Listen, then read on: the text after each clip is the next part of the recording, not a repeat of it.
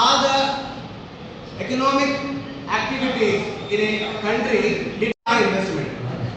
Okay. So here in economics we will call it as economic activity. That is the base for economic activity is investment.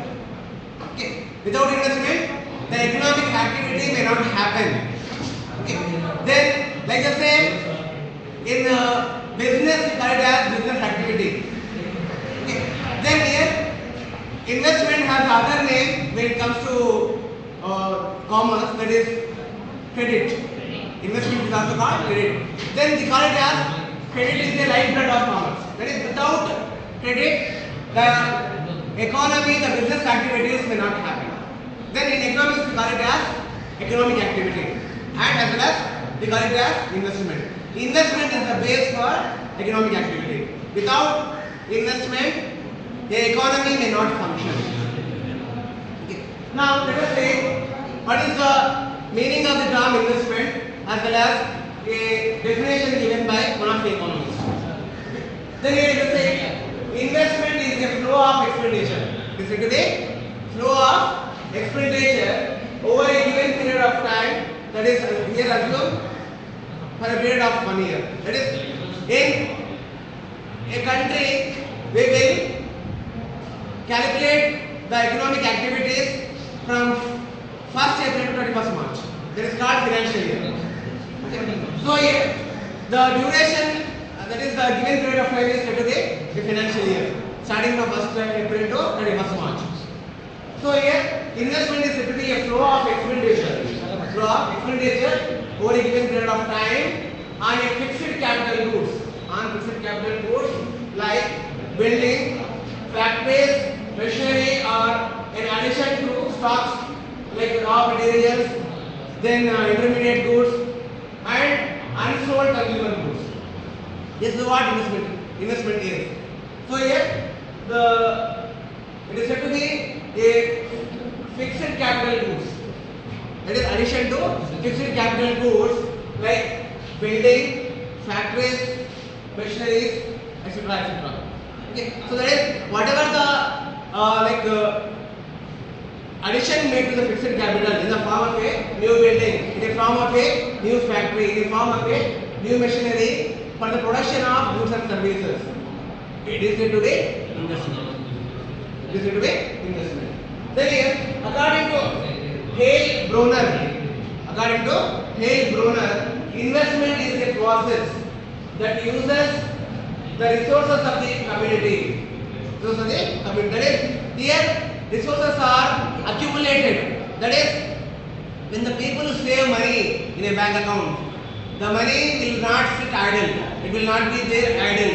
The banks will give a loan to the business community. Okay. So here, investment is a process that uses the resources of the community. Not only financial resources, it will also use the labor as well as the intellectual of the individual. Then it will be using land, then capital, and all the resources of the community are used together to produce goods and services. Okay. So here, according to Hale Brunner, investment is a process that uses the resources of the community to maintain or to add to its stock of capital wealth. That is, here a value addition is being made. That is, conversion of raw material into semi-finished goods to finished goods will happen. Okay, by using the community resources, using labor, using capital. Then there will be a production of goods and services. Okay, there will be conversion of raw material into finished goods. Then it will be sold in the market. There the businessman will get a profit. Okay, so here investment is said to be one of a major component when it comes to functioning of the economy. Then one more is you need to understand the types of investment. The types of investment. Then here we have two types. One is induced investment and one more is autonomous investment. So induced investment means that is like through ignition, okay, through some with the support process, if an investment happens, means it is called induced investment. So here, according to the economist, induced investment means a investment which depends directly on income is known as induced investment. Here, the induced investment in the community, in the economy, depends on income of the individual. Income of the individual. How it is, I will tell you. Then, given marginal propensity to consume, that is, every society, every community will be having a given marginal propensity to consume, MPC. Okay. Yeah. For example, if an individual has 100 rupees as income, how much he will spend? We can calculate ABC as well as LPC. So here we have taken a marginal propensity to consume. Okay. So here given marginal propensity to consume, an increase in income.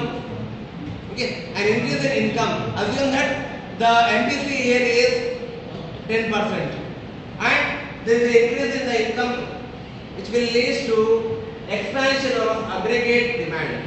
Okay, that is, demand will increase when individual has an income, increase in his income.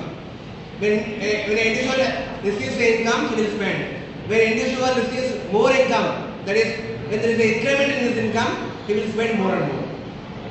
Okay. So here, the induced investment depends on income of the individual, given the marginal propensity to consume.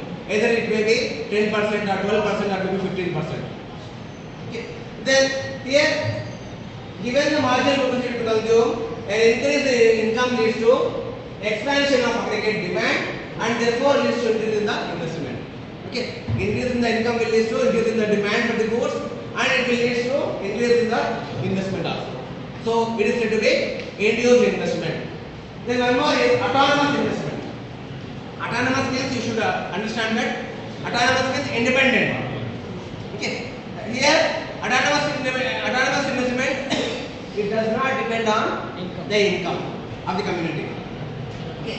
Investment which is independent of the level of income and the rate of interest. That is, neither it depends on income of the individual nor it depends on the rate of interest.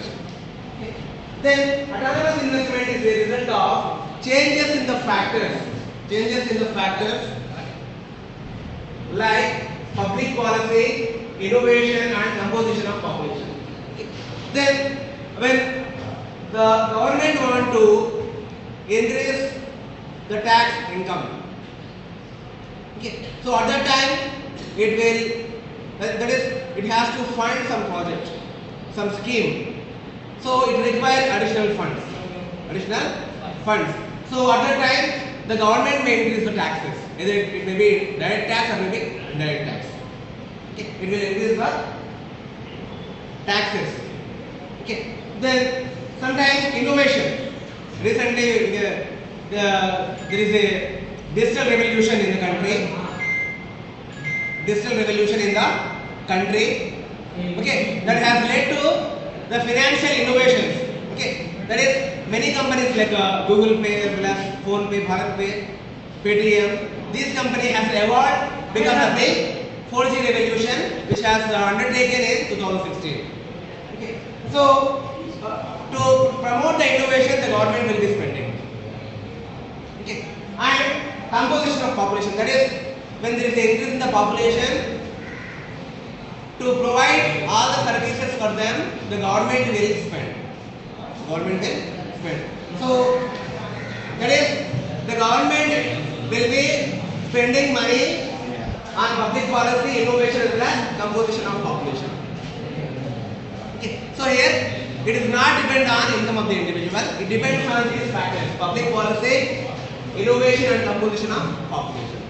So it is called autonomous investment. Here in this diagram, we can understand what is the induced investment, what is the autonomous investment.